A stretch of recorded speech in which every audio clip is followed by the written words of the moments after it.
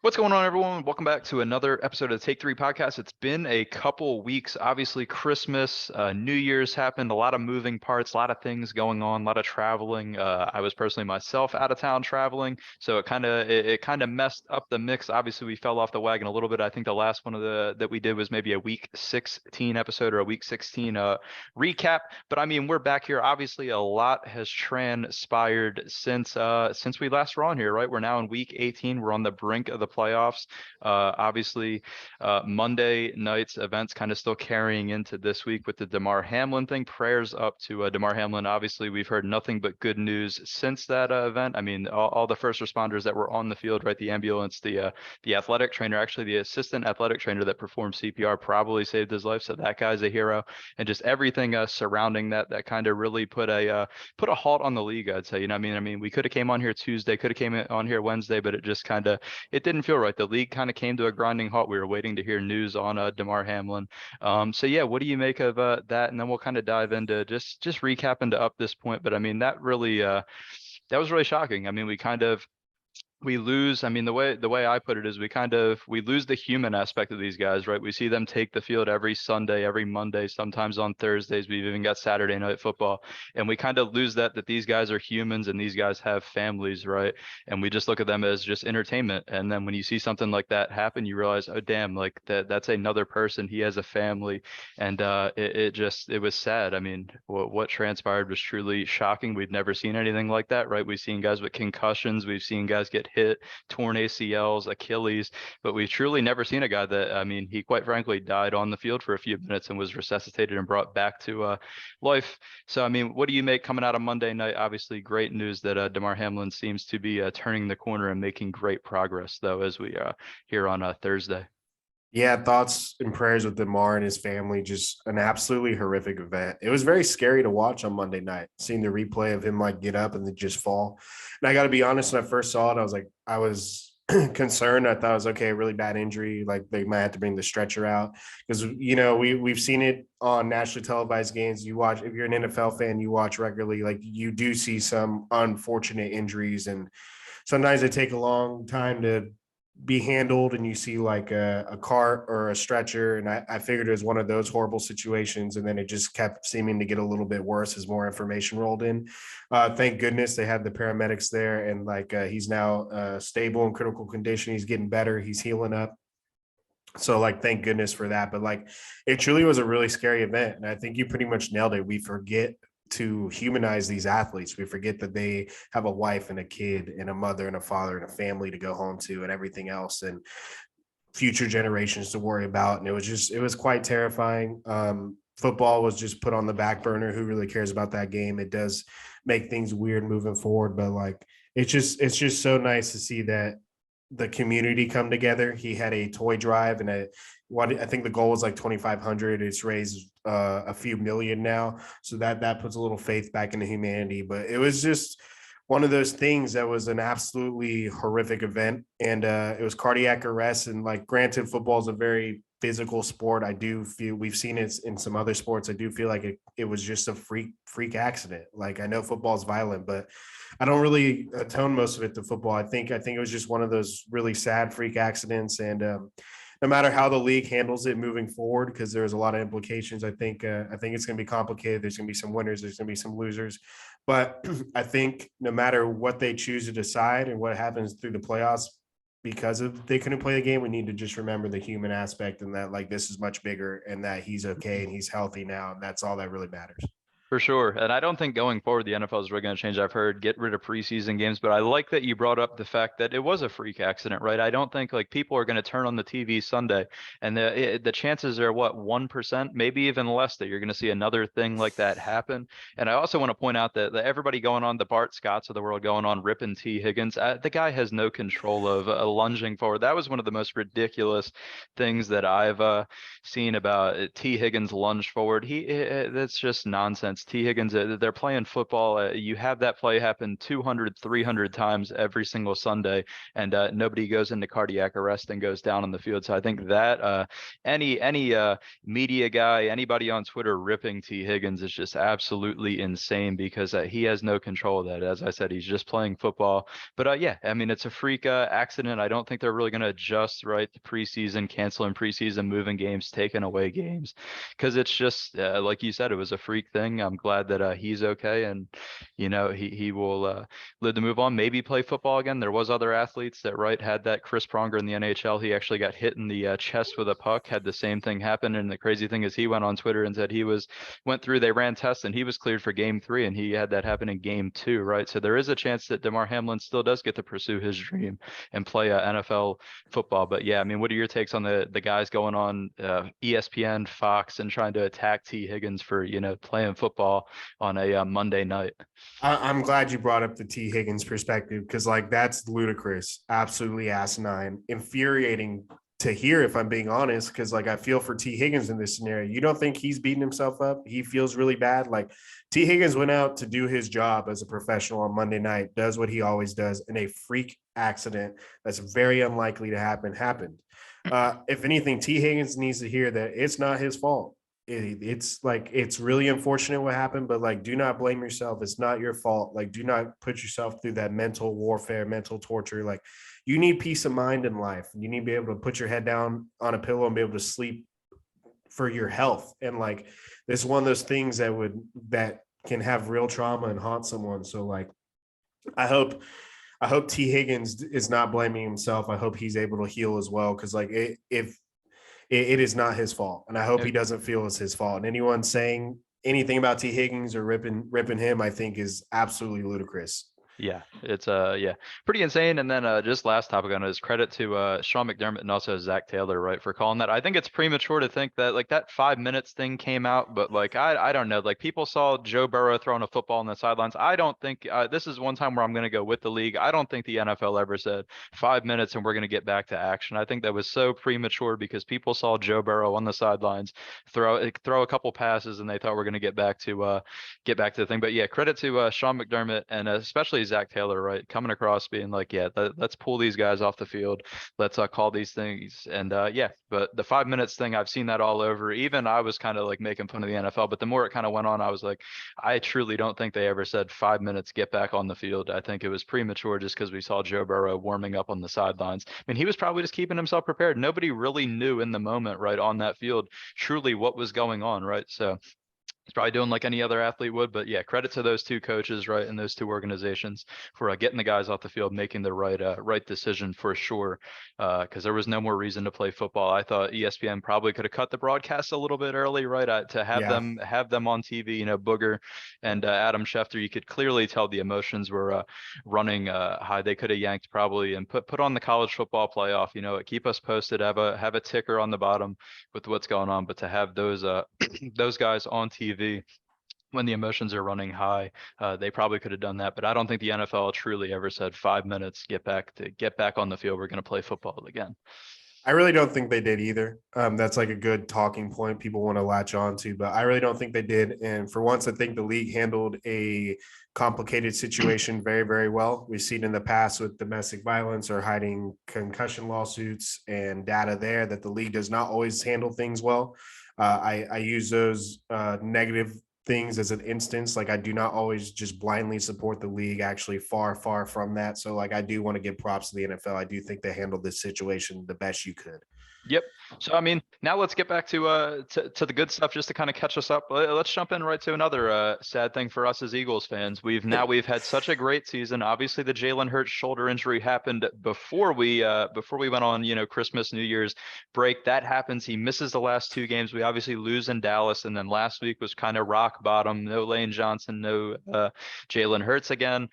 They bottom out against the Saints, look like the absolute dog shit. And now such a dominant season that we've had now comes down to week 18 against the Giants at home. The 1 seed still up for grabs. I guess the good thing for us is the Giants are kind of locked into where they are. Sounds like Daniel Jones isn't going to play, but I mean, I don't know. Do we really trust Brian Dable? He's a guy that plays his starters and plays his guys in preseason games. He's not exactly Sean McVay who sits guys all preseason. So, I mean, there could be a crazy world where he plays his guys. I don't know how likely it is. Probably rest up Saquon Barkley. Wouldn't be surprised if Daniel Jones is out there, though. So, I mean, what do you make of the Eagles kind of sputtering? The injuries are starting to mount. Josh Sweat was carted off with a neck injury last week as well. Luckily, he's okay. He's kind of let everybody know that he's good. But the team's kind of, they're battered. They're beat up. They need this one seed. I truly think they need. Think anybody in the NFC, like the home field is so crucial, I'd say, in this NFC right now. But what do you make of kind of the Eagles? The Eagles struggles to take it down to week 18 after such a dominant season. It's kind of like, dude, it's some typical Philadelphia shit. It sucks, but this is where we're at. Yeah, it's definitely unfortunate. The Lane Johnson injury really does worry me quite a bit. He's just such an important piece of the offense. He's delayed surgery. He's going to try and play in the postseason, but how much mobility is he really going to have in the postseason definitely makes me nervous. The Saints game, the offense played so bad, right? You saw Gardner do all right in Dallas game, and then the Saints game, it's like that's why Gardner Minshew is still a backup, right? Like, let's not get too far ahead of ourselves. The run game is not the same without Jalen. Miles Sanders did run well. He averaged 5 yards a carry, but it's not even kind of the same threat. The offense is just tailored around Jalen Hurts. Like, I think that's kind of like the silver lining. If you're the Eagles, you can be like, well, we didn't have Jalen. We didn't have Jalen. It does give me a little bit pause on the concern, but like, they have to come out and they need to thoroughly beat the New York Giants, lock up the 1 seed. The bye is extremely important. And then, the season's kind of right back on track. Obviously, there's still some injuries that makes me nervous, but like, they're still a phenomenal football team all across the board. Speaking of the defense, I thought played really well against New Orleans. They were on the field so much. Like, I think it's inevitable you're going to give up the points when you're on the field that much. And then, Dallas is a hell of a team. They played really, really well. We gave them 4 more opportunities. We had 4 turnovers and we still almost won. So I'm really not worried about that Dallas result at all. But the defense is 5 sacks away from having the most sacks ever for a defensive unit. Like, they've been pretty historic this year. So like, I have a lot of faith in this team, but if they go out and fumble week 18, then like, we deserve to be a wild card team. We deserve to not. Even as great as this season was, if we fumble week 18, we deserve what we got. And like, I don't think we can make a playoff run, like a Super Bowl run from the wild card spot without home field. I think this game is clearly the most important game of the season. Like, it's all in for the Eagles. I know that sounds kind of crazy when you look at their record, but like, I truly think this team needs the bye, needs home field if they're going to truly make a Super Bowl push. And like, I believe in this team. It's like the Eagles, Cowboys, and Niners are the 3 teams that I think can represent the NFC. And we've shown we can beat Dallas already. I think we could do it again. And the Niners would be a hell of a matchup. But if Philadelphia is going to do it, we have to have the 1 seed in the bye. Yep. I completely agree. I mean, I see a world. I said it. Think after the Saints loss, I was like, if this team, goes out, loses to the Giants somehow, right, drops 3 straight and drops to the wild card, I truly see them getting bounced in the wild card round if it sputtered to that point, because it would just be everything's off the rails, and the team would be in disarray. They need it bad. They need the extra week to get healthy. Obviously, we badly need Lane Johnson back, but even with the torn adductor, I believe it is, it's like, how is he going to be able to move, right? So it still comes down to that. Like, he's putting off surgery. Seems like a serious enough injury, obviously, if you're going to get surgery, but it's like, what's the movement look like? You're still going to have to be able to, a guy's going to speed rush off the edge. Can he keep up with that injury, or is he just going to yank it some more? I don't want to hear he can't injure it anymore. Like, that's everybody's like go-to thing. You can't get any more hurt. And then, but yeah, this team badly, they've kind of backed themselves into a corner a little bit, where this game means everything. 4:25 Eastern on Sunday. The season comes down to it. As you said, the Cowboys are a hell of a team and the 49ers are a hell of a team, but I don't think any of these teams can afford to, go on the road, right, for a straight. None of them feel like they can run the table on the road, similar to what the Packers did years ago when they won the Super Bowl. The Giants have done it, where they kind of rode on the road and did their thing. I don't feel like it. I think the NFC really comes down to home field this year. So I mean, the Niners are sitting in the wings praying we lose somehow, and then they can have Brock Purdy at home try to go on a playoff run. And I really expect Dable to have his entire squad out there, with except maybe Saquon, just because of how valuable he is. Mm-hmm. So I mean, yeah, so that's really where the NFC sits. Obviously, we watched the Bucks kind of do their thing, surprise us all. Honestly, that was more of Panthers just pissing themselves though. Like putting CJ Henderson out there one-on-one, no help over the top against Mike Evans. Everybody's jumping up and down. Like Tom multiple Brady's times. back, dude, 432 yards. Like good, yeah, good win last week, but it's like I still don't change the outlook, right? If Dallas goes to Tampa in the wild card round, like I'm still taking the Dallas Cowboys to beat Tampa, right? Tampa's like, I don't know. I don't think you're seeing like them do that again. That's just some extremely dumbass defense. Steve Wilkes, who kind of was clinging to maybe David Tepper will keep me around as the head coach. I've kind of done a marginally good job. He literally lost the job any even shot. I don't even, he'll get probably a Rooney Rule interview, which is truly, truly sad, but that's just what it is. He kind of pissed it away, right? They were somehow still in the running to make the playoffs. And yeah, they let Tom Brady go nuclear over a DB and didn't even make any adjustments. It was embarrassing, I would say, for the Panthers.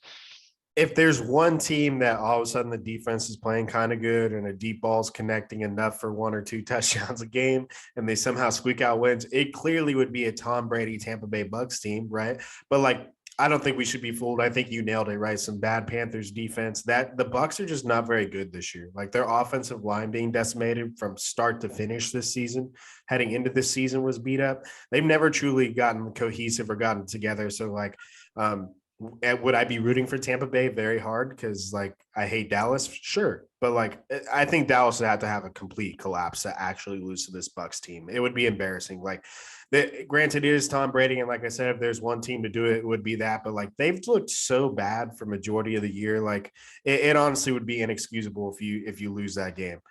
Yep. I mean, I wouldn't be shocked, right? I mean, I wouldn't say it's like 90% Cowboys win, but it would be closer to the other, and I wouldn't be terribly surprised if Mike McCarthy found a way to lose. But yeah, I mean, if I was betting, I'm still taking Cowboys to go into Tampa and roll out with a win without issue. So I'm not being fooled. Another team, what do you make of the Dolphins, dude? They were 8-3. The Christmas Day shit was completely embarrassing. Some of the worst throws. I mean, it came out afterwards. Tua had a concussion in that game. That probably lines up with some of the throws I've seen because it literally looked like he was throwing blindfolded on some of the interceptions. What do you make of the Dolphins kind of collapse, right? We sat here weeks ago, man, we're like, they can really do it. They can win the AFC East. Like they're up there with the Bills, man. They beat the Bills. They even played another close game with the Bills in the snow, right? When it came down in Buffalo, they played them tough. Took a last second field goal for Buffalo, but now they're sitting. They could literally be out of this, right? I think it takes a Patriots win, right? Or is that where we're sitting at? Like the Dolphins, they're in trouble. QBs are out. They got Skylar Thompson's going to be out there for the final game. Like the Dolphins, it's a complete collapse. What do you think Tyreek Hill's thinking, right, man? He's watching the Chiefs. They could lock up a 1 seed. He's kind of sitting there like, shit, like I got my money, but man, we might miss the playoffs. So yeah, what do you make of the Dolphins collapse? The reverse Brian Flores, I've been calling it, because Flores was so bad at the beginning, would turn it on at the end. And this is quite frankly, it's tough. It's tough to really judge McDaniel too, because he's been so good as a first year coach. Like he clearly has a legit scheme, but he's been limited, man. He's got quarterback issues for sure. Tua, concussion issues, injuries, and then Teddy Bridgewater gets hurt. Now you're down to your third guy. Yeah. So what do you make of the Dolphins, man? They're on the brink here. Yeah, their season is pretty ridiculous when you look at it. I mean, they were 8-3 at one point. You got Tyreek Hill balling, Jalen Waddle. They're looking like a very elite offense, and the defense has always been above average. So, like, you combine those things, they're a real contender, and they have just fallen apart completely. Granted, they've lost to good teams. It was like the Chargers. They lost to the Bengals. The Packers won. I think they should 100% should have won the Packers game because that was like backs against the wall. You beat the Bills once. Obviously, the second one was close, but it's like if you're a Dolphins fan, you got to be incredibly frustrated to go from 8-3 to where you are now. It's disappointing, and like, to be honest, I just don't think they have a franchise quarterback. I don't think Tua is that guy. That like makes me more sad to say because of how nasty his concussion was against the Bengals. Like most neurologists were saying that like Tua shouldn't play football again. And then I was like, well, of course he's going to suit up in a month or two and he's going to play again. And then that happened. And now they have a collapse on their hands. Plus he suffered another concussion. It makes me quite sad that Tua came back. I knew he was going to come back, but like with the Dolphins just having an all times collapse, it like makes me really feel for Tua and his health. Because like, that's what you came back for, was for a collapse. Like that sucks, honestly. But if I'm the Dolphins, I think Mike McDaniel's a good coach. I think he has a legitimate scheme. I think you pretty much nailed it. He's been handcuffed. I would do my best because I'm assuming they're going to miss the playoffs, to be honest, at this point. I would do my best, which is probably hard because of how bad the collapse was, but to find the silver linings in this season. Brand new head coach, pretty damn good start. You added great offensive weapons. The defense is still good. You have a very good scheme. You need to upgrade the offensive line, and you need to find a quarterback, a legitimate quarterback. I think they'd be very foolish to give Tua a big contract. But if you're Miami, knowing Miami and their ownership, they're going to try and blow it up or do something silly or something stupid to bring them back to be an even worse team. But I think Miami is closer than they are far away. Like, if that makes sense, they're like closer to the goal than they are far away. And I think they should evaluate it and like find the silver linings if they're going to be rational about it. You never know with the Miami Dolphins. But like, I think even with the very, very bad collapse, there's some really good things to take away from it. And it was still a brand new regime's first season. Like, I think there's stuff to build on, but like, I'm looking at it rationally. I don't think Miami Dolphins are going to make the right decisions in the offseason. Yeah, I mean, we'll see what they did. The Tua thing, it's just so tough because I listened this week and I heard a great point is right. Like the organization is going to take a ton of flack and their doctors are going to take a ton of flack for Tua continually getting put out there, right? But then they don't think of it from Tua's side. Like this is Tua's career, right? Like he is quite frankly fighting for his career, and he's going to want to fight like hell to play football and keep pushing the needle to get out there because if he doesn't suit up again this year, he's obviously probably out at Miami, and then it's like, what team? I mean, maybe he gets a backup job. He'll probably definitely find a backup job, but I mean, that's not Tua. That's not what Tua wants, right? Tua wants to be a starter in the NFL. Coming out of Alabama, prior to the injuries, like he looked like the surefire #1 pick in the draft, right? And all this stuff happens, and it's just, yeah. I mean, you feel for him. It's kind of a tough scene, but I'll tell you, for Miami, they have weapons. They have a good left tackle. They built up the line. They kind of got some running backs with Mostert and Jeff Wilson, and there's a quarterback right up the road in Tampa Bay who they already tried to get Sean Payton and Tom Brady there. And I'll tell you, they could swing with that. Tom Brady's got to be sitting there saying, you know, this roster with the Bucks, they're getting older. There's going to be like 8 or 9 guys on defense that are probably out. And Tom Brady could say, you know, I could go down, still be in the warm weather. All I got to do is find a way to beat Josh Allen. Tough task, but he has weapons. He's got a line. I mean, everything lines up, right? The ownership's already tried to get him once. You throw him in there with Mike McDaniel and Tyreek Hill, Jalen Waddle, Mike Gesicki, the running backs. The defense is still good enough to get the job done, and then there you have a team that becomes super fun next year, regardless, as you said.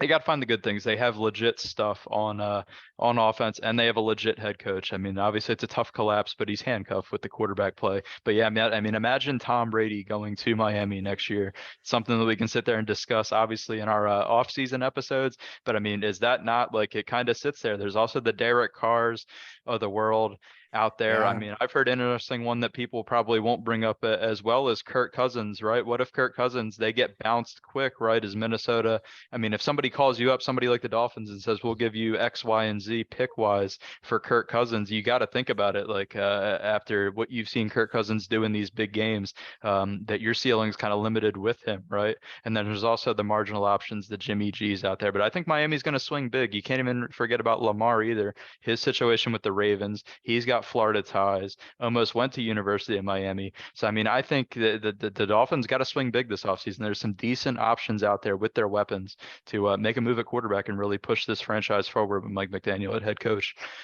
I love those names and ideas you're throwing around. I'm getting more and more confident that Tom Brady's playing next year, but for a different franchise. The back to New England rumors are foolish. Don't do He's that. he's not going back to New England. No weapons. Bill Belichick, no shot, I would say.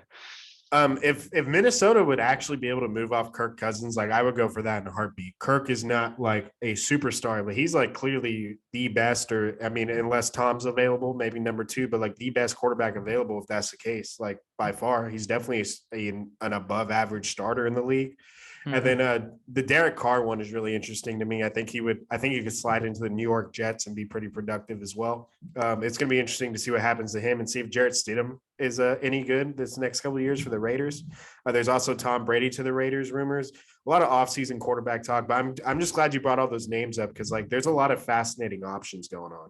Yeah, and I think they're definitely going to swing. But yeah, I mean, Kirk Cousins, there'll probably be a lot of dead money, but we're in a league now where you're watching teams being willing to sit on dead money. You watched us do Mhm. it with Carson Wentz, sit on 100 million in dead money. You've watched multiple teams do it, so it's not out of the realm. I think they did agree to an extension, but I don't think there's a world where if the Vikings lose wild card weekend and the Dolphins call up and say, what would it take to get Kirk Cousins here, that they wouldn't be willing to pull the trigger on that. But yeah, the Tom Brady situation should be fascinating this offseason. But I mean, I think it's time, man. We kind of jumped into it. Let's jump into week 18. There's really two big games on the docket that kind of we felt that were really worth getting into. And the first one on here, if it lets me flip over, is Titans at the Jags Saturday night. I almost said Sunday night. Jags facing Josh Dobbs. Obviously, Tannehill had the old tightrope ankle surgery. He's done for the year. Malik Willis, they said they're not trotting him out. And yeah, the Jags are looking to do it. In Doug Peterson's first year, they'd be back to back. They were back to back number one overall picks, and they're finding a way. Doug Peterson, credit to him. Trevor Lawrence has really taken that next step. But yeah, what do you look here? Can Josh Dobbs, who honestly in his first game was surprisingly better than I thought. I thought it would be turnover city, fumbles, interceptions, but he wasn't horrible. Is there a world where the Titans can go to Jacksonville and steal the AFC South and make the playoffs? Or are you liking Jags surefire Doug Peterson? I like that he played his guys on last Sunday against the Texans as well. Keep them in rhythm, right? Trevor Lawrence isn't a veteran. He's not a Tom Brady or an Aaron Rodgers where you can sit him and then redial it up. I like the mood to play him, keep him in rhythm, keep the team in rhythm going into this big showdown in week 18. Yeah, I definitely think it's the Jags to lose here. They're a touchdown favorite. They're at home. Trevor Lawrence is round. He had a really good stretch at the beginning of the year, a not so good stretch. Now he's having a really good stretch again. They're rounding into form. They're figuring out this offense. ETN, Zay Jones, Marvin Jones, Evan Ingram. Like they're moving the ball around. There's no like true stud or superstar, but it's like Trevor's elevating him. Like he's playing really, really well. And I love Doug Peterson, obviously, because of the Eagles Super Bowl ties. So like I'm always rooting for Doug. Is there a world where Tennessee could win? For sure? Like Josh Dobbs actually played pretty well considering all the circumstances. He's an extremely intelligent human. You can tell watching him play. He doesn't have all the physical tools, obviously, but you're in a run first offense that has Derrick Henry, and you just need to hit key throws. Granted, hitting it's less throws to hit throughout a game, but it's like a less opportunity and room for error as well, because there's only so many opportunities in a Tennessee offense. So like Josh Dobbs is going to have to play really, really well, and I think that's a tall task. I don't think it's like absolutely insane for the Titans to win at all. You still have Derrick Henry, but like this is all Jags here. Like the Jags need to come in focused, ready to play. They have real opportunity for the first time since they made that AFC Championship run probably 6 years ago now already. Somewhere around that 6 or 7 years. Yeah, so Jags, this is probably their biggest game in like half a decade already. So it's like the pressure's on, but I think Trevor Lawrence is going to rise to the occasion. We're going to see him host a wild card game and that'll be fun for Doug as well. Just shout out for Doug to like what Urban Meyer was able to do with this team was atrocious. And here comes Doug one season in. Like I think we're starting to see Trevor's really bright future. All those things that everyone talked about when he was a prospect is coming together with Doug. They'll get a full offseason after this year. So it's like, I really like what the Jags are doing. The Titans do have a chance. I won't write them off entirely, but it should be all Jacksonville at home with a lot of stakes. They should come in ready to go, locked in, and play well. Yeah, I'd be truly shocked that literally I think the Titans have one shot to win, and that's really handing the ball to 22, and he breaks some tackles and does some crazy stuff and runs for about 250 and gives you 2 or 3 touchdowns. Because I just don't see Josh Dobbs going into Jacksonville with a Doug Peterson team that looks good. The quarterback's playing well, and the weapons are there. I like everything the Jags are doing. I think they're a shoo-in. As you said, all they have to do is not fuck it up, and I don't think they'll do it. Touchdown favorites. I'm rolling with them. Shout out to Christian Kirk too. Honestly, I kind of laughed when they gave him that contract, right? I was like, yeah, they're giving Christian Kirk all that money. 1,000-yard receiver, 7 touchdowns, and 78 catches. I mean, that's a big year for him. It was laughable. Didn't really have the same production he did kind of the last year in Arizona, but it was kind of one of the laughing stock contracts when they kind of threw out all the money. But he's blended well. Travis Etienne, obviously coming off the injury, has been a huge weapon out of that backfield for the Jags. And yeah, I like everything that Doug Peterson's done this year. I think, give them another offseason.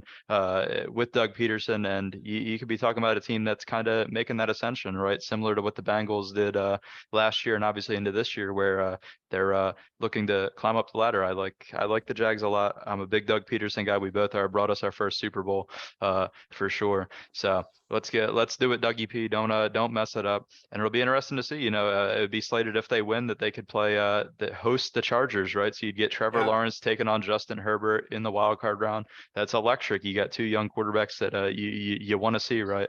Especially the way the Chargers are playing. They've kind of reinvigorated themselves under Brandon Staley. Might have saved his job from what I've heard. But yeah, that'd be an electric wild card weekend. Jags take care of business. I'm with you. They get the job done. I think win 10 points, 10 plus for sure, maybe 2 touchdowns. I don't think they play around. They're locked and loaded. Doug Peterson didn't blow in this one. You got some. No, I was gonna say you pretty much nailed it with the Chargers preview. Like that's the biggest reason we got it. Like as NFL fans, we have to have the Jags. We don't need to watch the Titans play another football game. Nope. Yeah, we need Trevor Lawrence, Justin Herbert, Jags, and Chargers wildcard weekend. Let's move on to the last game on week 18 that kind of holds super relevance. The Packers we wrote them off. We were laughing at them. We laughed at them, I think, the last time we were on here. We were like, dude, when the hell did the Packers deserve to be 7-point favorites? They beat the Rams. I think it was like 24-12.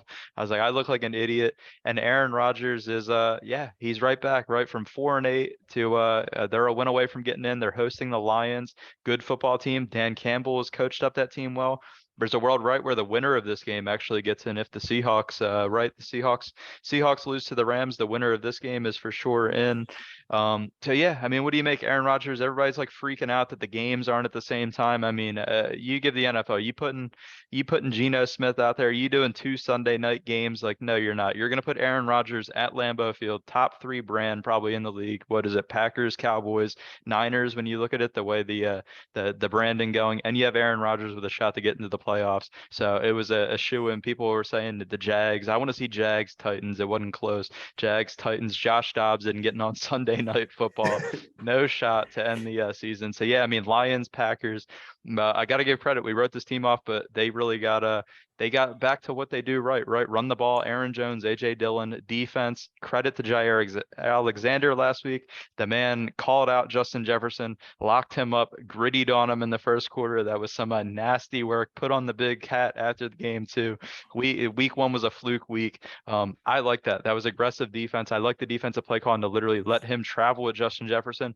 And I don't know. The Packers are weird. They're kind of like one of those teams. I don't think they'll make a deep playoff run, but they've kind of got momentum building. They're doing all the right things, and they still have number 12 at quarterback, right? Who now is really playing with house money. Last year, they had all that pressure of expectation, home field advantage, expected to go to the Super Bowl. This year, they're kind of rolling the dice, free rolling. You're seeing Aaron Rodgers run out of the pocket, dude, as like some shit I've never expected to see. What do you make? Packers, Lions, Sunday Night Football. Likely, the Seahawks could definitely obviously beat the Rams, but it's looking like Green Bay is going to get into the postseason with house money for Aaron Rodgers and the Green Bay Packers.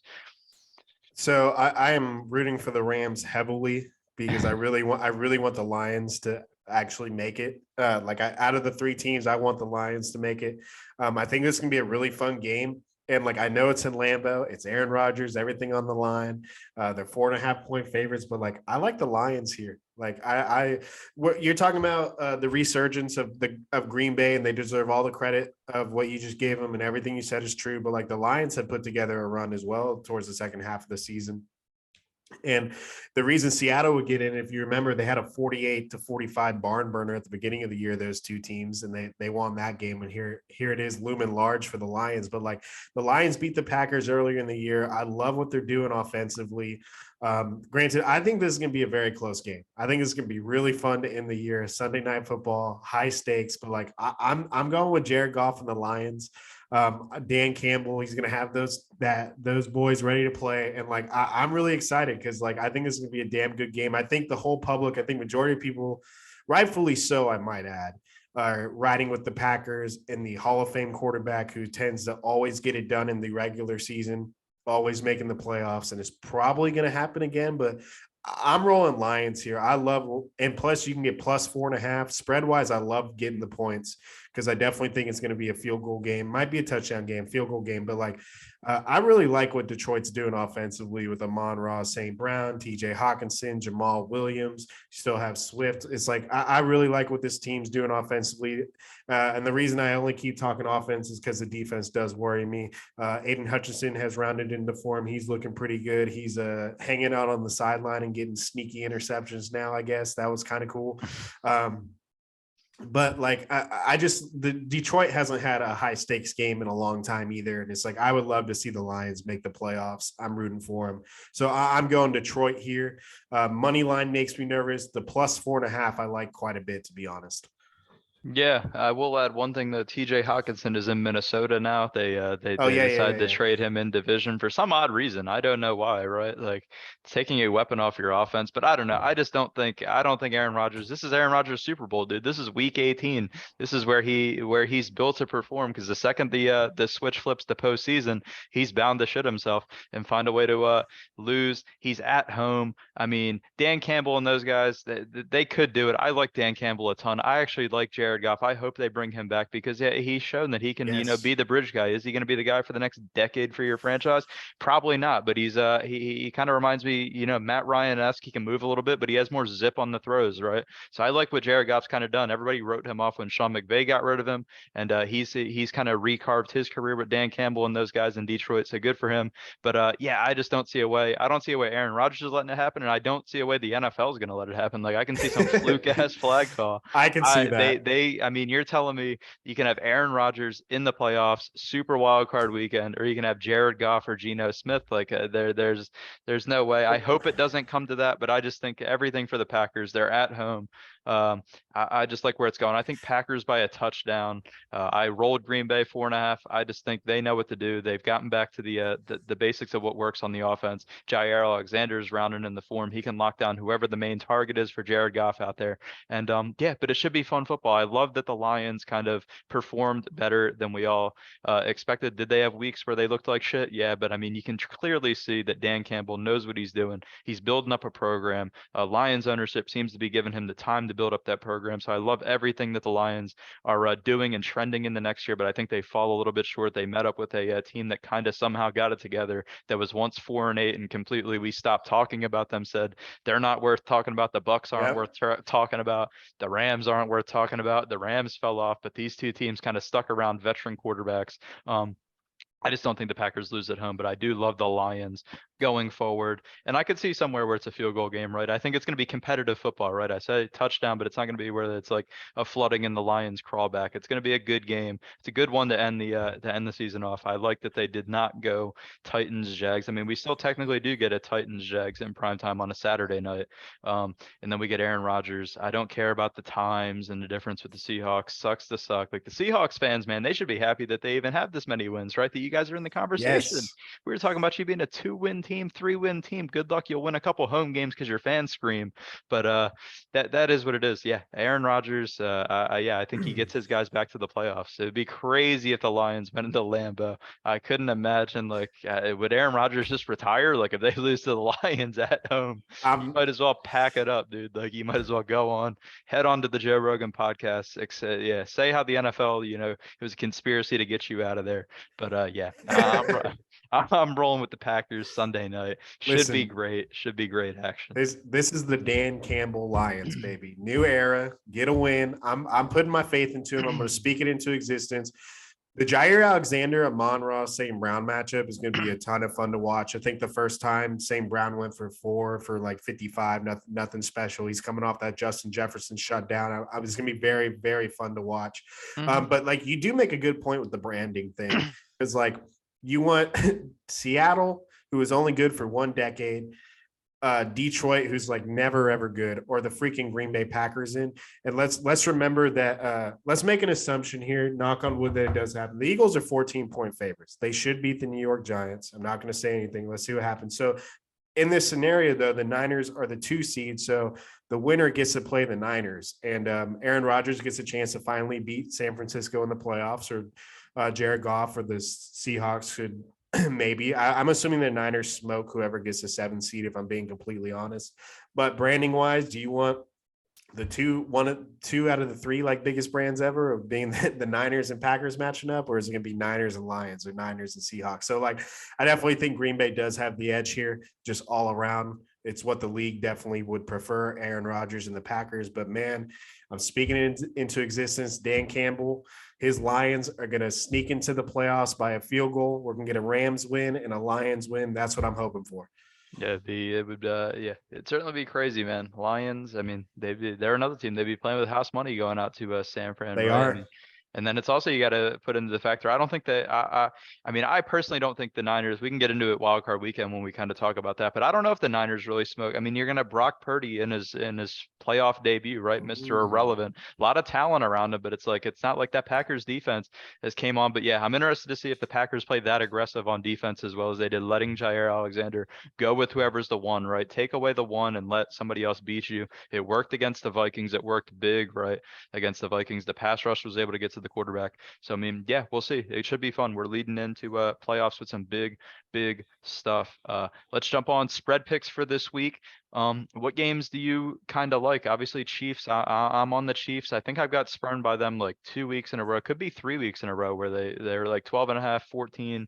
And I was like, yeah, dude, they're playing the Broncos. They're playing, I forget, Team XYZ, Reed and Mahomes. And they've just every week found a way to make it a close game. This is a week where I kind of like them to just blow the rails off. One seed's in play. They definitely want that to keep it at home at Arrowhead. Who knows what the NFL is going to do? There's been rumors with what they'll do with the 1 and 2 seeds in the AFC. We don't know about that, but a lot to play for them still. A lot of high spreads. 14 on the Niners, taking on the Cardinals. Anything that you really are jumping off? You really like out of these other games besides the things that we've kind of discussed already? The one that stands out to me is which is probably going to be an ugly game, but like I like the Panthers plus 3.5 against the Saints. The Saints just got their big win of the season, beating the very good record of the Eagles. They came in and beat the backup. They're riding high from that.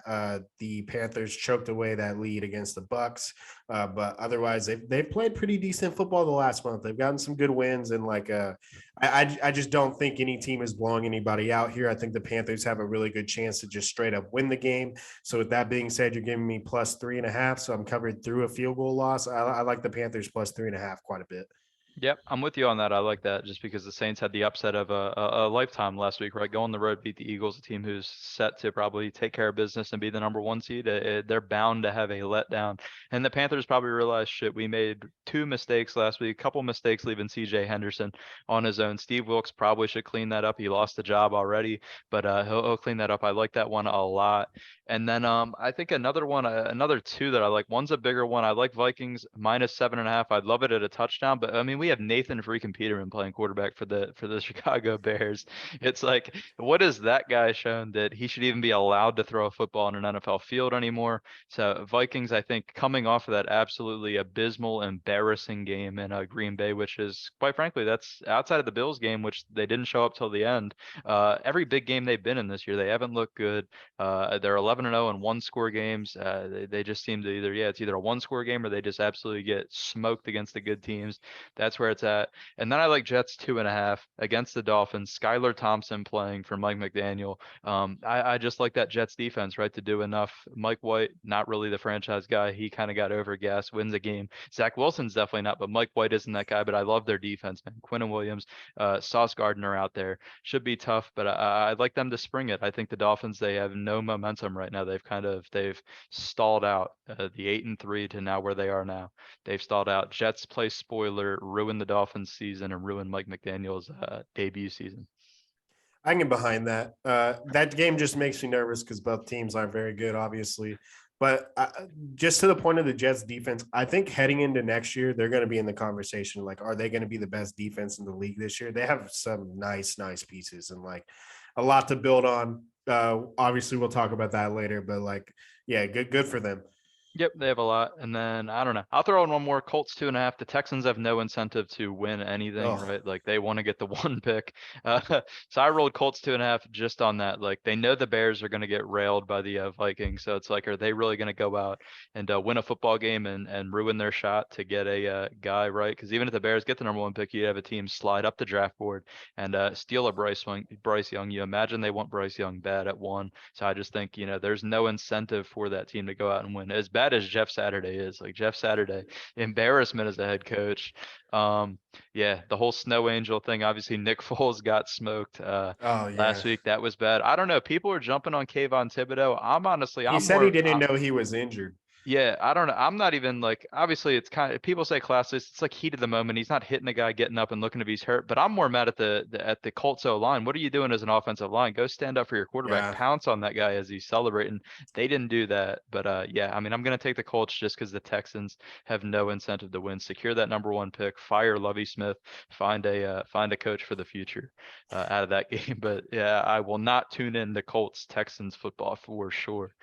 Yeah, I'll say this: the last comment about these spreads is like you do not need to bet most of these games unless you're a real degenerate. Week 18 is going to have a lot of weird, stupid shit happen. Like I guarantee it. I highly recommend not betting like almost all of these games. No, yeah, I'm completely with you. Yeah, I'm not betting any of these spreads. Week 18, I mean, it's literally just week 17 from the past, right? The stupid shit happens that you don't even know what's gonna happen. Yep. Yeah, I mean, that is what it Remember is. the But Jags smoked the Colts last year to end the season, and the Colts needed a playoff spot. That was like no one saw that coming. There's going to be a couple results like that this weekend. for sure. Yeah, I mean that is what it is. I wonder if Ron Rivera still thinks the Commanders are in the running to make the playoffs this week. Pretty embarrassing stuff. He's gone too at the end of this year. But I mean, honestly, it's been a super super fun one after a couple weeks. You know, take a Christmas break off, take a New Year's break off to get back in here and talk some more football. And yeah, I mean that's gonna be a wrap for the Week 18 preview. Should be fun, right? Should be action packed. Crazy stuff will go. Hopefully the Eagles take care of business so we don't fork over the one seed to the Cowboys or the Niners. That'd be absolutely sick. But yeah, thank you for listening. Please like, subscribe, and comment. Drop any feedback in the description below. Audio only people. Spotify link will be dropped in the description. And yeah, we'll be back next week to kind of unravel what we're looking like for wildcard weekend. Heading into next week should be a ton of fun heading into the playoffs.